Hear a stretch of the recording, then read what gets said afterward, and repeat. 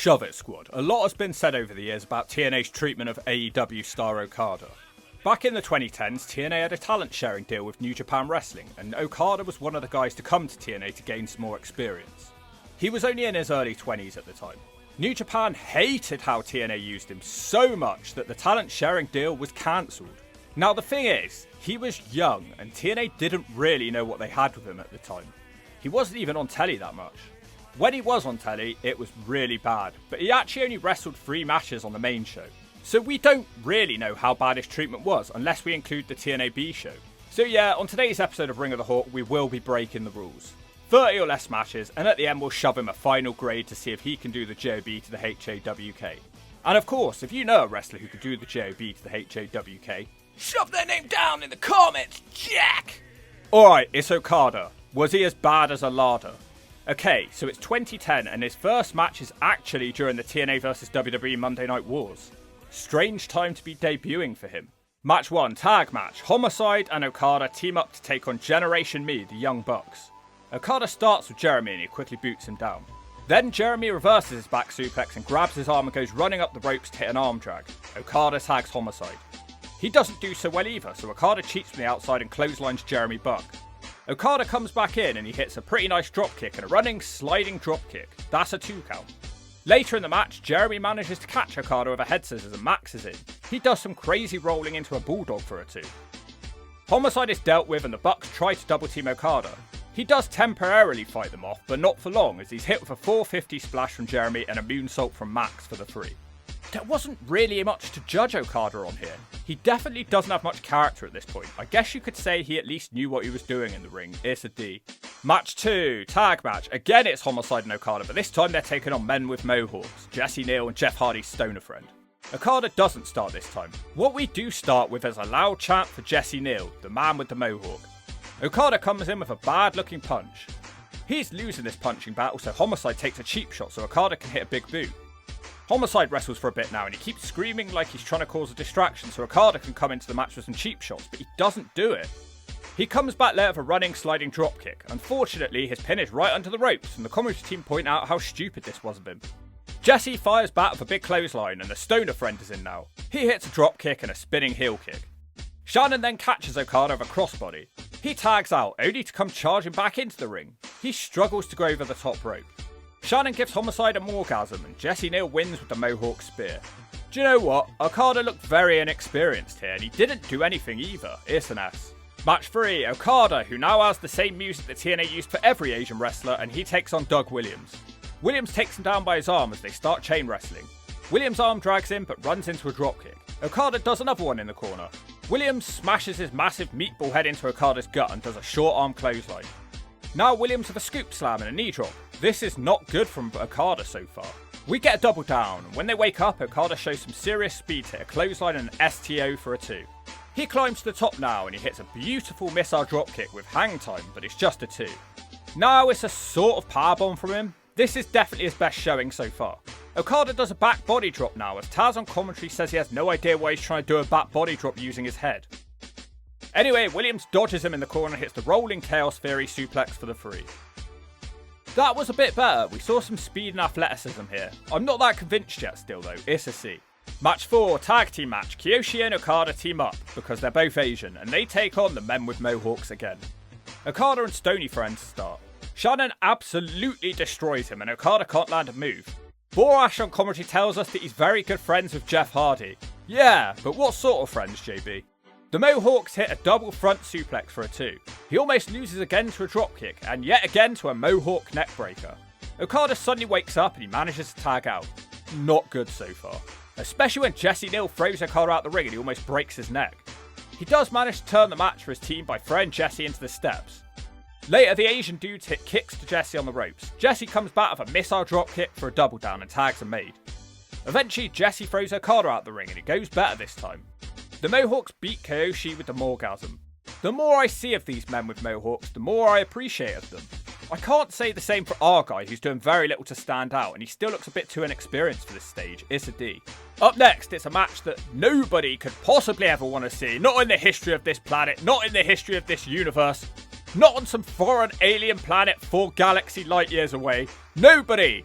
unless they've been smashed with a brick by the Hawk. It's match 5, Okada versus Welsh Roider Rob Terry. We start with a handshake. I would never shake hands with a Welsh Roider, so that's already shove it zone worthy. Rob pushes him down straight away. Okada wants to shake his hand again? Oh, give me a break. You'll have to wash all the piss and grease off your hand for the next month. Terry once again throws Okada, this time into the lights. You have got to be kidding me. He wants another handshake. Just kick him in the head. This time he boots Terry in the stomach. He moves to choke Terry across the ropes. Man, this offense is so boring and slow. Is Okada actually 6'3"? It says that he is. Okada stops a Roider comeback for dropkick. He can't stay on top any longer as the Welshman clotheslines him all across the ring. Terry hits a strong slam and drops the elbow for a 2. Okada closes down his next move with a jawbreaker and a clothesline for a 2 of his own. He hits the running, sliding dropkick and climbs to the top, but misses his missile dropkick. The Welsh Roider hits the Freak Buster and it's over. Look, I probably hated this match the most out of all of them. This just isn't very memorable, and it's not just because I can't stand the Welsh Roider. There's nothing to like here. Match 6, Okada. The commentary team can't seem to decide if he was trained by Ultimo Dragon or the Great Muta, and he takes on Stevie Richards. Not a lot happens until Okada kicks Richards in the back. He gets a 1 count off a neckbreaker. The commentary team are so bored that they refuse to discuss this match. Okada works a sleeper for a very long time. Richards starts shaking like he's having an asthma attack. He fights out of the hold and tries to put one of his own on, but Okada back suplexes him for a double down. Back on their feet, Richards throws clotheslines and a neckbreaker. Now it's a side slam for a 2.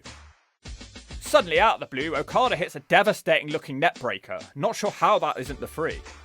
Okada manages to avoid the Stevie kick, but can't find another move to follow up with, and he runs into the Stevie kick for the 3. A boring match with one cool move, so it's a D. Alright, at this point, Okada is finally sent to the main TNA show. About time. I wonder what he'll be up to. It's time to show the world what they've been missing out on. He's been renamed to Okato, and he's Samoa Joe's manservant, and he also thinks he's a superhero. Jesus Christ. Joe is feuding with the Pope. The Pope calls Okato a Green Hornet ripoff.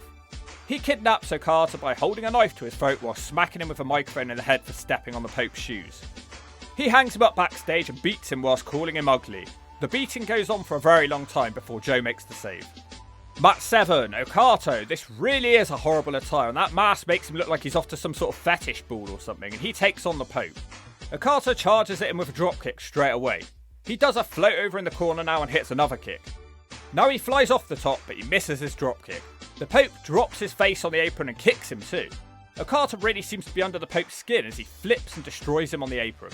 Back in the ring now, the Pope hits him with a boot in hand. He removes his glove and starts pimp slapping Okada with a ring punch. The referee throws the match out for DQ. Pope is a bad loser and continues smacking him one.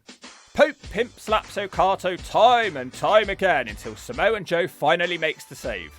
He can't like him that much. He let him get beaten up for like 2 minutes. Really not much to like him, and this few weeks of telly has made Okada look like a sick joke. It's an S. Match 8, 6-man tag. Not sure if I should include this one, but whatever. Over the years, many different TNA wrestlers have portrayed the man who loves taking his own life, and Okato would be one of those guys to do that. Generation Me and Robbie E versus Brian Kendrick, Chris Sabin and the Life Taker. Anyway, it works with Sabin to hit a final cut on Robbie E. Max Buck takes a cheap shot which allows Robbie to throw Sidey to the floor. He has the tag now.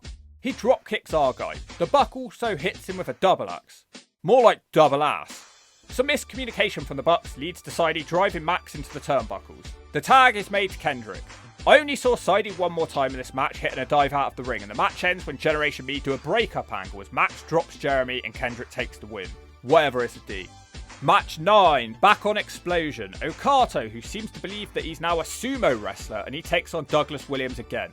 Okato has a good start of a dropkick and a scoop slam.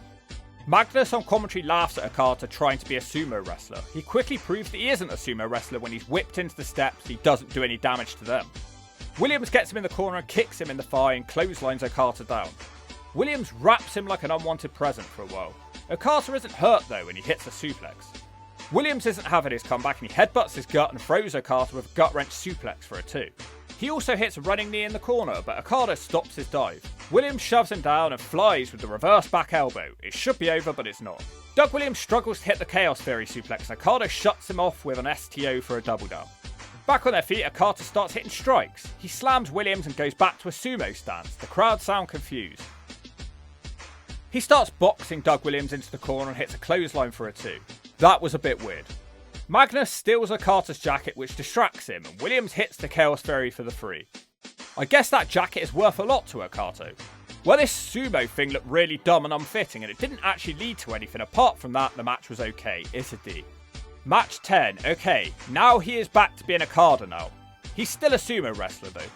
He takes on Shelley. Shelley starts us off with a crucifix pin. Shelley is completely outspeeding him, and Okada doesn't have an answer. Out of nowhere, Shelley runs into Okada's big boot. He puts on a submission. Shelley fights up with punches to the gut, so Okada hits a wacky net breaker.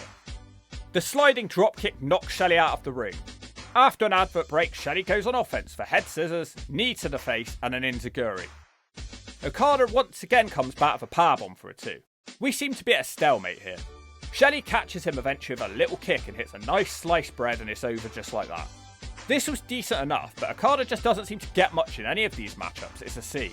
Now Okada was dragged back to Japan as they were very unhappy of how he's being used on the TNA show, and I'm not surprised. He could have beat his way through a wet paper towel. Constant losses, always on the backup show, and a horrible Okato gimmick. Okada made his name back in Japan and probably shakes with fear at the letters TNA. But there's kind of a nice end to this story if you fast forward to this year. Match 11, final match, 6-man tag. Okada, who is now obviously the Rainmaker, and this is what he'd grown into since leaving TNA. He is now blonde and has filled out a little bit. They do acknowledge that last time he was in TNA he wasn't very happy. He teams up with the Motor City Machine Guns to take on the Slapnut system. Beyond Average, Brian Myers, Eddie Slapnut Edwards and Moose. This match will be 4 times longer than any previous match that we've watched today, a show at the change of the times. It feels like they booked this match to annoy the crowd as much as possible, as Okada is the only man who doesn't do anything in the first 5 minutes. The crowd finally gets the chance to go nuts as he joins the match against Moose. These are not the sort of positive reactions he's used to getting in TNA. Moose almost rolls him up straight away and then he misses a spear. Okada tries the Rainmaker, and that's all he does for now as he tags out. I moved on to watch this match for 15 minutes and he's not done a thing. Shelley is isolated forever and he finally makes the tag, but it's not even to Okada. At 20 minutes, Okada battles with Moose and he hits his first move with a DDT. He shoves the Slapnut system together and does a flapjack to Beyond Average. Yay, a nice move, a net breaker to the very large Moose, impressive. Okada follows that up with a top rope elbow drop. Once again, he can't hit his finisher and he and Moose both exchange dropkicks. The match ends when Okada breaks up Myers' spear with a missile dropkick. He also hits Rainmaker and Shelley gets the free of Shell Shock. I'm guessing he was taking it easy because he didn't want to get injured when he was about to sign with AEW. That's all I can think of because he just didn't do much here at all. It really was not worth the wait. But it was nice to see the crowd care about him because they sure didn't for the majority of this video. It's a C for that final match. So that's that. I have mixed feelings about this. A lot of the Shove It squad are adamant that TNA wasted Okada and they should have pushed him. My question is, pushed what? He was in his early 20s and I doubt they had a crystal ball to see that this guy was going to go on to be some sort of wrestling legend. Has anything that you've seen in this video made you say, oh yeah, this guy right here, he should have been the TNA Heavyweight Champion in 2010. He was far better than Hardy, RVD, AJ, Anderson, Angle, Abyss and Rude. No, it's just not happening, I'm sorry. He couldn't even speak English. I can only grade what I saw in front of me. Yes, TNA did do him dirty with the Okato gimmick and they did make him look foolish. But apart from that, all we saw was a bunch of below average X Division matches. What moment in this video impressed you?